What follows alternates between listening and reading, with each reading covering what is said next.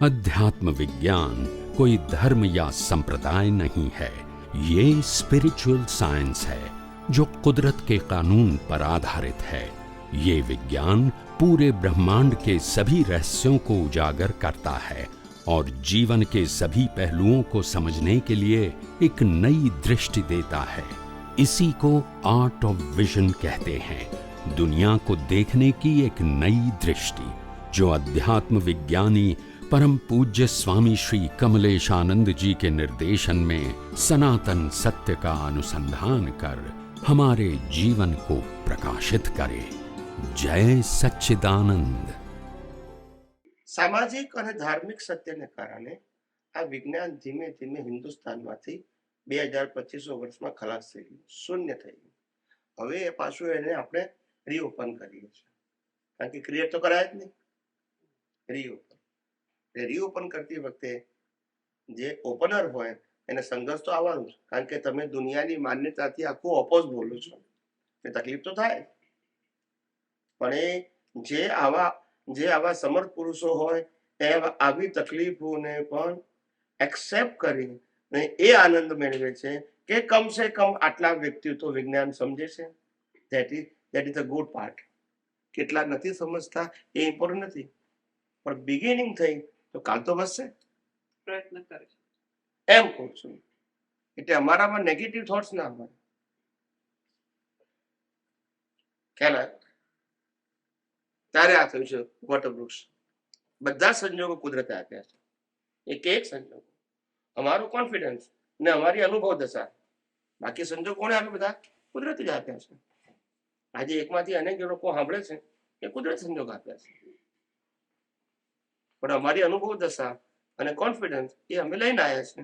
સંજોગો કુદરત આપે છે બોલવાના. આજ તમે ભેગા ના થયા તો કઈ રીતે બોલી શકું? એ સંજોગ કુદરતે આપ્યા. આનું નામ જ કેવા સાયન્ટિફિક સર્કમસ્ટાન્શિયલ હેબિટ્સ.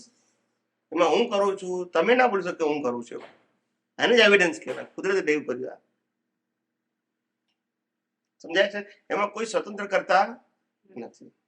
કેટલા બધા લોકો, કેટલી બધી, અમને આ વિજ્ઞાન કહેતા શરૂઆતમાં તો અમારો દમ કાઢી નાખ્યો. બીજા ઝૂમમાં તો શું જોયું? Sorry, you in covid time બીજા ઝૂમમાં what you experience, what you learn, and it's still confusing you? આ તો બધું રિઝલ્ટ છે, સમજાય ખરું ને? એ તો રિઝલ્ટ છે, ઇટ્સ ઓકે. તો એનો આ તો બધા મોટિવેશન વાળાની સ્પીચ છે. એટલે રિઝલ્ટ મળવાનું હોય એટલે સંજોગ એને ભેગા થાય. ઓકે, આ બધું પૂછે કોરિલેટેડ છે. કોરિલેટેડ બનવાનું હોય તે બને છે, અને આપણે કંઈક મેં કર્યું હશે. It is from my effort but it's a wrong thing. આપણે આપણી સ્વતંત્રતાથી શ્વાસ પણ લઈ શકતા નથી, અને જો આપણે શ્વાસ લેતા હોય તો રાતે ઊંઘ ના આવે, જો બોલતા નથી. If you take a breath independently તો પછી તમારે જાગવું પડશે. યસ કે નો? જે શરીરને જીવતું રાખવા માટે શ્વાસ લેવાની પણ ફ્રીડમ કુદરતે નથી આપી, તો એ શરીર દ્વારા ચાલતા મન વચન કાયા પાર્ટ ઓફ ધ બ્રીથ છે અને પાર્ટ ઓફ ધ બોડી છે. એમાં ફ્રીડમ હોય આપણી પાસે, પણ માનીએ છીએ એ નામ રિલેટેડ સત્ય ને સનાતન સત્યમાં કઈ થઈ શકે એમ નથી. રિલેટેડ સત્યમાં હું કરી શકું છું, માનો કોઈ ના પડે છે, પણ એ અજ્ઞાન છે. ખબર નથી પડતી આ અજ્ઞાનની જ્વાળાઓમાં આપણે સળગી રહ્યા છે. એ બંધ તોય ઠંડક લાગે છે. હે? તોય ઠંડક લાગે નથી ઠંડક.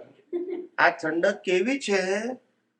આપણામાં ગુજરાતીમાં કહેવત હતી કે ગમે તે મુશ્કેલી હોય તોય પણ, ઘરમાં પૈસા ના હોય તોય પણ, અને બ્યુટી પાર્લરના સાધન ના હોય તોય પણ લાફો મારીને પણ ગાલ લાલ રાખવાનો જો હશે જ.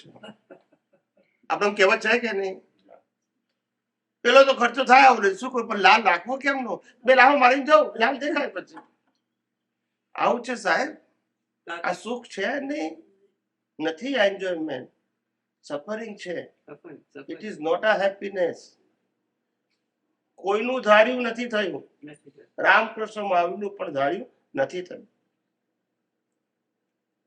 રામ રાવણને સમજાવવામાં ફેલ ગયા, યસ કે નો? ને કૃષ્ણ ભગવાન દુર્યોધનને સમજાવવામાં ફેલ ગયા, ત્યારે મહાભારત થયું. અને ભગવાન મહાવીર ગોસાલકને સમજાવવામાં ફેલ ગયા, તારે તેજોલેશિયા એમને આપીને એની ઉપર ફેંકી. યસ કે નો? Yes, yes. Who is success in his life? Can you tell me? I'm talking about the physical. Everybody, they are not success. Everyone, they depend on his karma. And they have to pass through and without choice. એમાં આપણે life માનીએ છીએ, mechanical લાઈફને આપણે life માનીએ છીએ. That is the biggest ignorance. આ mechanical life છે. This is the instrument. જે મેં હમણાં એક્સપ્લેન કર્યું. It is created, operated and destroyed by the law of nature. Yes, આની લાઈફને આપણી લાઈફ માનવાની. પણ સત્સંગ સાંભળીએ તો થોડા દિવસ યાદ રહે, પાછું બેક ટુ સ્ક્વેર વન. જો એક વસ્તુ છે કે દુનિયા અને દુનિયામાં રહેલા સંજોગ ભૂલવા માટે જ છે. સાર કાઢવું it's not a memory. Okay, છેલ્લો સાર એ જ નીકળશે, શુદ્ધાત્મા સિવાય બાકી બધું સંજોગો છે, ને સંજોગો એટલે કુદરત. યસ કે નો? Yes. બસ. એટલે મેમરીની વાત કરતો જ નથી, પણ અપગ્રેડેશન તો કરવું પડશે ને, પછી અલ્ટિમેટ આવશે ને. When you pass the first standard, then you go to the second standard. When you pass the second, then you go to the third. એમ જ થશે ને. ભલે તમારે ડોક્ટર થવું છે, ચાર્ટર્ડ એકાઉન્ટન્ટ, લોયર થવું છે, કે પીએચડી થવું છે, but you have passed through the all classes or standard. Yes or no? That's it. તમે એમ કહો મારે ડોક્ટર થવું છે એટલે 5 વર્ષ છું, હું ડોક્ટર ચોપડી આપું તો ભાઈ, so there is a process. એમ અહીંયા પણ તમે કહો છો ભૂલી જવું, ઇટ્સ ઓકે, ડઝન્ટ મેટર. પણ જેટલું ગ્રહણ થાય છે એટલું ધ્યાન રાખજો. પેલો કાલ વિગતવાર સમજાય, આજે ટાઈમ થઈ ગયો છે. એટલું ધ્યાન રાખજો. અજ્ઞાન મેળવવું પડે અને વિજ્ઞાન અનુભવવાનું હોય, મેળવવાનું ના હોય. Science they have required the wisdom, the knowledge they require the material, exercise and circumstances. અને એને મેમરી સાથે લેવા દેવા છે, એને એક્શન સાથે લેવા દેવા છે. અને જ્ઞાનને, વિજ્ઞાનને મેમરી એક્શન સાથે લેવા દેવા નથી. It's a vision. કેવળ જ્ઞાન થાય ત્યારે બ્રહ્માંડ ખુલ્લું થાય છે. It's not exercise, it's not memory. You understand me? Dada ભગવાનને જ્ઞાન પ્રગટ થયું, ઇટ્સ નોટ અ મેમરી અને it's not exercise too. Dada Bhagwan પૂછ્યું હતું, દાદા તમને શું કરવાથી જ્ઞાન થયું? તો કે વર્ક નેચરલ. યસ કે નો? It's open. સમજાય છે? એટલે મૂળ જે વિજ્ઞાન રૂપે જ્ઞાન છે એ ખુલ્લું થાય છે, અને ભૌતિક જ્ઞાન છે એ એચીવ કરવું પડે છે. એના માટે આ બધી પ્રોસેસ છે, અને એ ભૂલી પણ જવાય. It's a memory. સમજાય? અને ભૌતિક જ્ઞાન હંમેશા ચેન્જેબલ હોય, સ્પિરિચ્યુઅલ જ્ઞાન હંમેશા અનચેન્જેબલ હોય, માટે એને સનાતન કહેવાય. બે વસ્તુ સમજી જાઓ, વિજ્ઞાન શું છે અને વિજ્ઞાન ઘન શું છે. આત્મા વિજ્ઞાન ઘન છે, એમાં પ્રક્રિયા ન હોય, અને મન વચન કાયા અને દુનિયા એ સાયન્સ છે, એમાં પ્રક્રિયા હોય. સમજી ગયા? બે વસ્તુ. ઘનમાં પ્રક્રિયા ના હોય, જેની હાજરીમાં પ્રક્રિયા થાય, પણ જેની અંદર ના થાય. આત્મા પણ પરમેનન્ટ, એની ક્વોલિટી પણ પરમેનન્ટ, એનું અસ્તિત્વ પણ પરમેનન્ટ, એનો સ્વભાવ પણ પરમેનન્ટમાં પ્રોસેસ ના હોય. અવસ્થાઓમાં પ્રોસેસ હોય. એટલે આ મન વચન કાયા એ પણ અવસ્થા છે. આ દેખિત દુનિયા, સૂર્ય ચંદ્ર તારા ગ્રહો નક્ષત્રો, ભરતી ઊઠ, એ બધું પણ શું છે? પ્રક્રિયા. જન્મ મરણ પણ શું છે? જીવનની બધી અવસ્થાઓ પણ શું છે? પ્રક્રિયા. આ બધું જ પ્રક્રિયા છે. Whole science is a process, but as per the law of nature. આ મન વચન કાયા પણ કુદરતી કાનૂનથી ચાલે છે, કોઈની મરજીથી નથી ચાલતું. આત્મા સિવાય બધી જ વસ્તુ નો ક્રિએટર, ઓપરેટર, ડિસ્ટ્રોયર કુદરત છે. આત્મા સિવાય બધી વસ્તુ. હવે પ્રક્રિયાને, જે પ્રક્રિયા થઈ રહી છે આની અંદર બહાર કે આ દુનિયામાં, એ બધી પ્રક્રિયાને જો કુદરતી રચના જોતા આવડે, શું જોતા આવડે? અને કુદરતી રચનામાં બે વસ્તુ ઇનબિલ્ટ છે, કુદરત અને કુદરતનો કાનૂન. કુદરત એટલે 6 સનાતન તત્વો, જેનાથી આ દુનિયા બની છે, જેનાથી આ મન વચન કાયા બન્યા છે. દુનિયા પણ 6 તત્વોથી બની છે, 6 અવિનાશી તત્વો. મન વચન કાયા પણ 6 તત્વોથી બન્યા છે. દુનિયા પણ કુદરતના કાનૂનથી ચાલે છે, મન વચન કાયા પણ કુદરતના કાનૂનથી ચાલે છે. દુનિયા પણ કુદરત અને કુદરતી કાનૂનથી બનતી બધી જ અવસ્થાઓ ને કુદરતી રચના કહેવાય. સૂર્ય, ચંદ્ર, તારા, ગ્રહો, નક્ષત્રો, ભરતીઓટ, પૂનમ, અમાસ, એને શું કહેવાય? કુદરતી. એમ મન વચન કાયની અવસ્થાને પણ શું કહેવાય? ફંડામેન્ટલી કોઈ ચેન્જ છે? પિંડે શું બ્રહ્માંડે, અને બ્રહ્માંડે શું? there is no change in a principle. એટલે આત્મા સિવાયની બધી જ વસ્તુ જો તમને કુદરતી રચના જો દેખાય, પહેલા એફર્ટ કરવાનું છે. શું કરવાનું છે? કારણ કે આપણે ટેવાયેલા, અને પછી સ્વાભાવિક થવું જોઈએ. શું થવું જોઈએ? After practice. જેમ આપણી પાસે અત્યાર સુધી અજ્ઞાન સ્વાભાવિક હતું,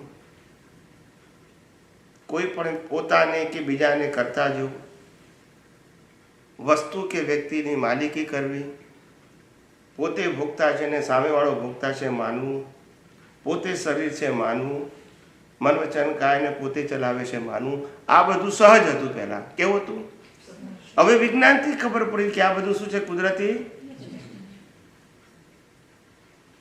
એ કુદરતી રચના જોવું એને પુરુષાર્થ કહેવાય.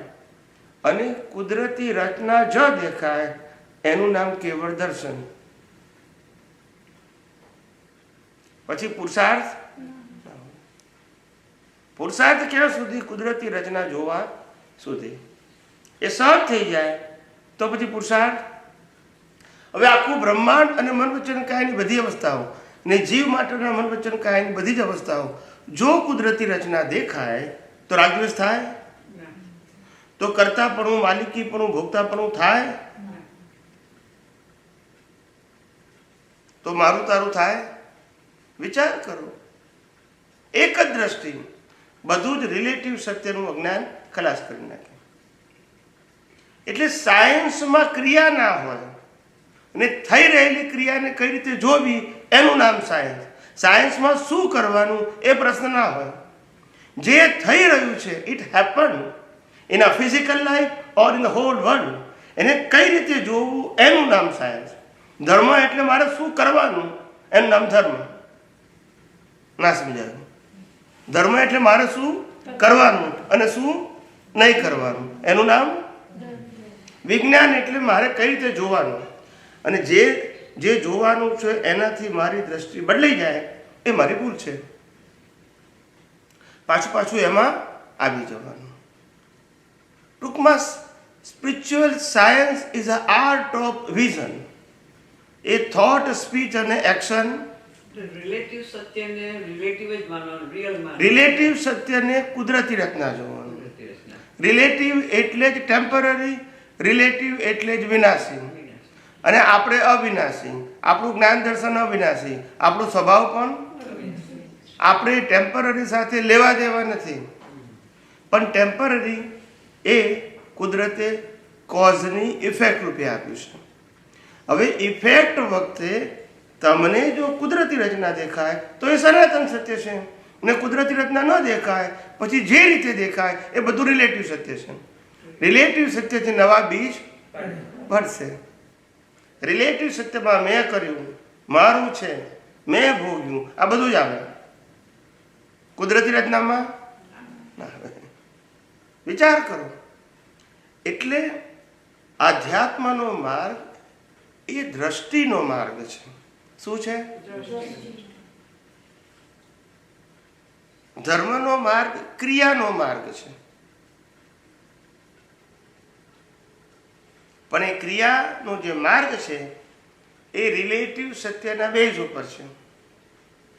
શેના બેઝ ઉપર છે? અનાદિકાળથી જીવને એ ખબર પડતી નથી કે આ જગતની અંદર જે સુખ અને દુઃખ માનીએ છે એ હકીકત છે કે બિલીફ છે? એને આપણે શું માનીએ છીએ? સમજાય છે? સુખ અને દુઃખ બંને બિલીફ છે. આપણે માનીએ છીએ કે સાચું છે. પહેલું. બીજો મુદ્દો, આ દુનિયામાં કશું એચીવ કરવા આવ્યા છે એ ભ્રાંતિ છે. પહેલું સુખ દુઃખ નથી. બરાબર? એક વસ્તુ ધ્યાનથી સાંભળજો, હું પ્રિન્સિપલ કહું છું. આ દુનિયામાં સુખ દુઃખ જેવી વસ્તુ નથી, તમારી બિલીફ. ભિખારીને મંદિર બહાર ઉભો હોય $10 આપો એના માટે સુખ છે, અને કોઈ $1,00,000 ગાડી લઈને આવ્યો હોય અને $10 આપો તો દુઃખ છે, અપમાન છે. બંનેની શું છે? $10 ખોટા નથી, આપનારે ખોટો નથી, પણ બિલીફ બંનેની શું છે? એટલે સુખ દુઃખ એ શું છે? નોકરી ના મળતી હોય, નોકરી મળે તો એ સુખી થાય, પણ જેની પાસે નોકરી હોય કે મને પ્રમોશન મળે તો સુખી થવું, બોલતા નથી. અને પ્રમોશન મળે પછી એમ કે માલી થવું સુખી થવું. દરેકની પોતપોતાની કોઈ સુખની ડેફિનેશન નથી. It's a belief. બોલતા નથી. એક છે સારા કપડાં પહેરું તો આઈ ફીલ ગુડ, ને કેટલાય માણસ હોય છે કે દિગંબર ફરું તો આઈ ફીલ ગુડ. બોલતા નથી. તો who is wrong and who is right? Yes કે નો? એક લોકો, મોટા ભાગના લોકો છે અમે જીવવા માટે ખાઈએ છીએ, ને કેટલાક એવું કહે છે અમે ખાવા માટે જીવીએ છીએ. બંનેની પોતપોતાની કોઈ યુનિવર્સલ ટ્રુથ છે? Everyone they have a individual belief.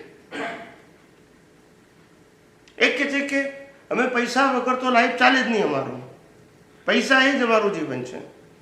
અને બીજા ત્યાગી લોકો, યોગી લોકો એવા છે કે જે પૈસાને સ્પર્શ કરતા નથી, અકિંચન છે.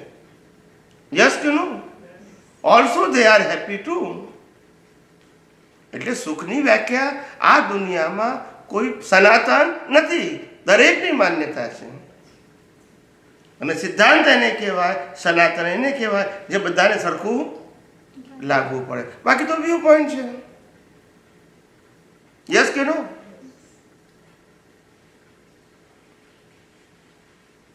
વિચાર કરો, દરેક માણસની બિલીફ. એટલે સુખ દુઃખ જેવી વસ્તુ નથી આ દુનિયામાં, પણ સુખ દુઃખની બિલીફ છે. શું છે? પણ આ દુનિયામાં સુખ દુઃખ નથી, પણ કર્મનો ભોગવટો છે. એ રામકૃષ્ણ મહાવીરને પણ ભોગવવું. ટાઇટલ તમારે જે આપવું એ પણ ભોગવટો કમ્પલસરી છે.